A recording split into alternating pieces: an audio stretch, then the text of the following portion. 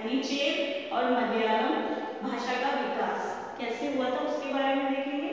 और दूसरा टॉपिक हम लेंगे rulers and religious traditions the Jagannath cult यानी शासक और धार्मिक परंपराएं जगन्नाथी संप्रदाय, इसके बारे में हम देखेंगे।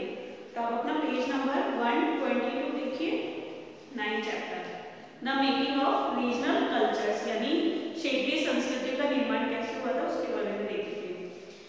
One of the commonest way of describing people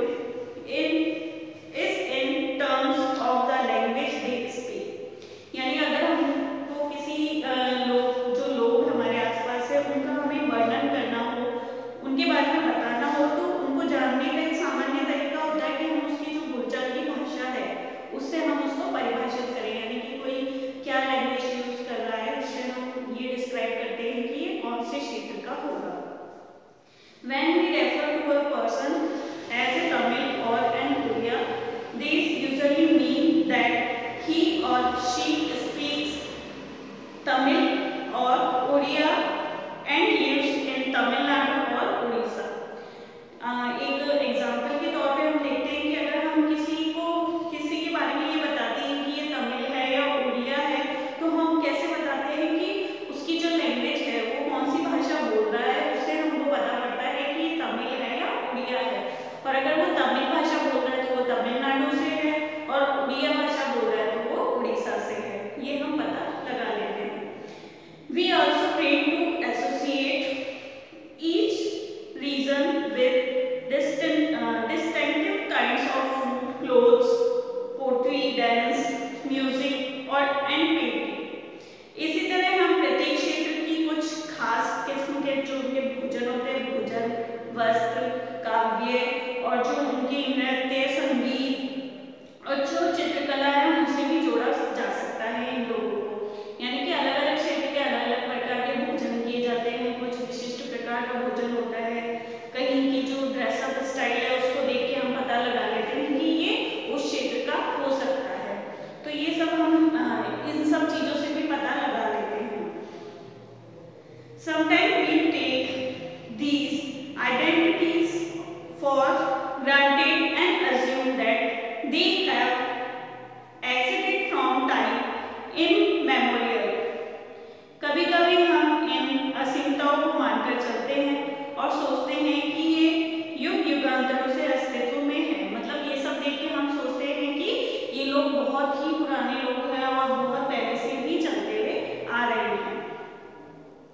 However, the frontiers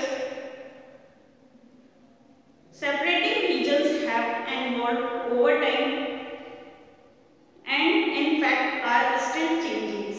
जो किंतु कई क्षेत्रों के जो बीच जो विभाजक सीमाएं बनने में समय की भूमिका रही है, यानी कि कुछ ना कुछ उनमें बदलाव आते रहे हैं। उसके कारण वो मतलब कई जो परंपराएं चल रही है, कई जो ट्रेडिशन चल रहे हैं उनमें धीरे धीरे काफी कुछ चेंजेस आ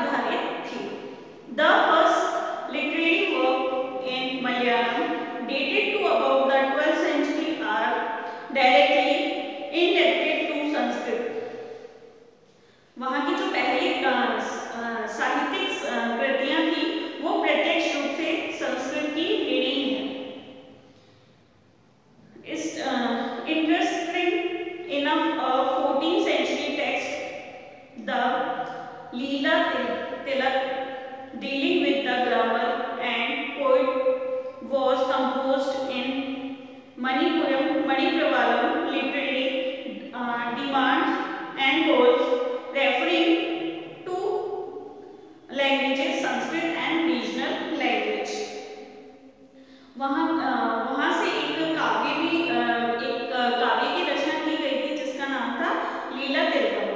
वो 14वीं शताब्दी में लिखा गया था, जो कि व्याकरण तथा काव्य शास्त्र का विषय माना जाता है। जो मणिप्रवालकम शैली वहाँ की एक शैली मानी जाती थी। इसका जो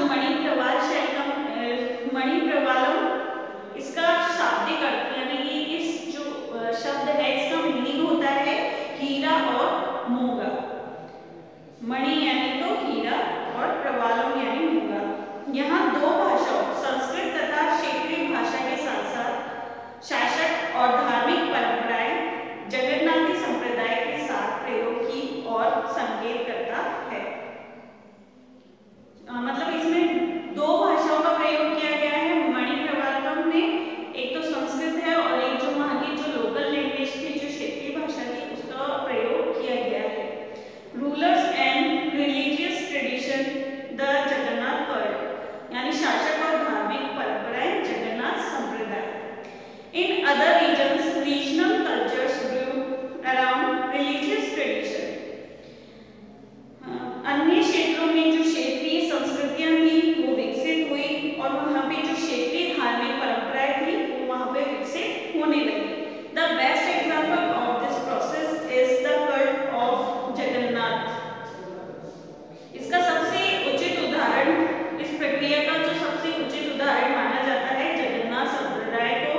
literary Lord of the world the name of Vishnu, जो दुनिया का मालिक माना जाता है किसे, विष्णु, उन्हें ही जगन्नाथ माना जाता था।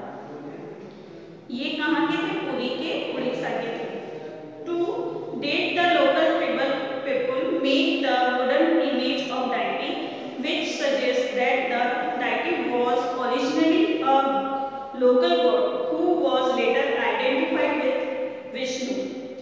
वहाँ के जो स्थानीय लोग थे वो लोग ही विष्णु की प्रतिमा बनाते थे, उनकी मूर्ति बनाते थे जो कि लकड़ी से बनाई जाती थी और उसका ये मतलब निकाला जाता था कि जो ये भगवान है, भगवान विष्णु, उन्हें स्थानीय देवता ही माना जाता था, जिन्हें आगे चलकर पहले तो उनको जगन्नाथ के नाम से जाना जाता था और उन्हें ही आगे चलकर विष्णु के नाम से जाना जाता था। In the 12th century, one of the most important rulers of Ganga dynasty, Anantvarman, decided to create a temple of Purushottam Jagannath at Puri। आगे चलकर जो सबसे महत्वपूर्ण शासक हुआ करते थे गंग वंश के अनंतवर्मन, उन्होंने ये विचार बनाया कि पुरुषोत्तम जगन्नाथ का मंदिर बनाया जाए पुरी में। Subsequently, in 1230, King Anandabhim III decided his kingdom to the deity and proclaimed himself as the deity of the god। बाद में जो 1230 ईस्वी में जो राजा हुआ करते थे अनंतभीम तृतीय, उन्होंने अपने राज्य को जगन्नाथ को अर्पित कर दिया और स्वयं को जगन्नाथ का प्रतिनियुक्त घोषित किया, यानी कि अपना जो पूरा शासन, अपना जो पूरा राज्य था वो भगवान जगन्नाथ को ही अर्पित उन्होंने कर दिया था। As the temple gained in importance as a center of pilgrims, its authority